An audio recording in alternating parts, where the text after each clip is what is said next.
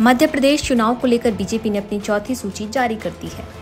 चौथी लिस्ट में सबको जिस नाम का इंतजार था वो नाम था ज्योतिरादित्य सिंधिया का, लेकिन चौथी लिस्ट में उनके नाम को एंट्री नहीं मिली। दरअसल जब से शिवपुरी से विधायक और ज्योतिरादित्य सिंधिया की बुआ यशोधरा राजे सिंधिया ने स्वास्थ्य का हवाला देते हुए चुनाव लड़ने से मना किया है, उसके बाद से इस बात की चर्चा जोरों पर थी कि शिवपुरी से बीजेपी ज्योतिरादित्य सिंधिया को मैदान में उतार सकती है, लेकिन चौथी लिस्ट ने इन कयासों पर थोड़ा अल्प विराम लगा दिया है। इस बीच सिंधिया समर्थकों को अब इंतजार है तो पांचवी लिस्ट का। 4 लिस्ट आने के बाद भी सिंधिया का नाम ना देख अब ग्वालियर चंबल रीजन से लेकर सियासी गलियारों में चर्चा तेज हो गई है कि कहीं ऐसा तो नहीं कि महाराज चुनाव लड़ना ही नहीं चाहते।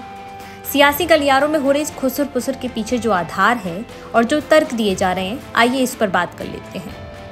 दरअसल जब से सिंधिया कांग्रेस का साथ छोड़कर बीजेपी में शामिल हुए हैं, ग्वालियर चंबल रीजन में उनको लेकर एक अच्छे खासे वर्ग में नाराजगी बढ़ गई है और इसकी झलक हाल के दिनों में हुए तमाम सर्वे और ओपिनियन पोल में भी देखने को मिली है।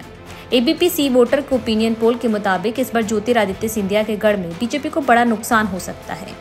सर्वे में अनुमान जताया गया है कि चंबल की 34 सीटों में से बीजेपी के हाथ सिर्फ 4 से 8 सीटें ही लगेंगी। वहीं कांग्रेस को 26 से 30 सीटें मिलने का अनुमान है। बीएसपी को 1 सीट मिल सकती है और अन्य के खाते में भी 1 सीट जाने की उम्मीद है। ऐसे में ये माना जा रहा है कि सिंधिया इस बात को समझ गए हैं कि जनता में उनकी अब वो पहली वाली धाक नहीं रही जो बीते सालों में हुआ करती थी, और यही वजह है कि अब माना जा रहा है कि सिंधिया विधानसभा चुनाव नहीं लड़ना चाहते। जनाधार के उलट भी सियासी गलियारों में सिंधिया को लेकर एक और चर्चा जोरों पर है। दरअसल सिंधिया अभी राज्यसभा से सांसद हैं और केंद्रीय मंत्री के पद पर मोदी सरकार में काम कर रहे हैं। ऐसे में अगर सिंधिया विधायकी का चुनाव लड़ते हैं तो उन्हें न सिर्फ राज्यसभा से इस्तीफा देना पड़ेगा बल्कि केंद्रीय मंत्री पद से भी हाथ धोना पड़ेगा।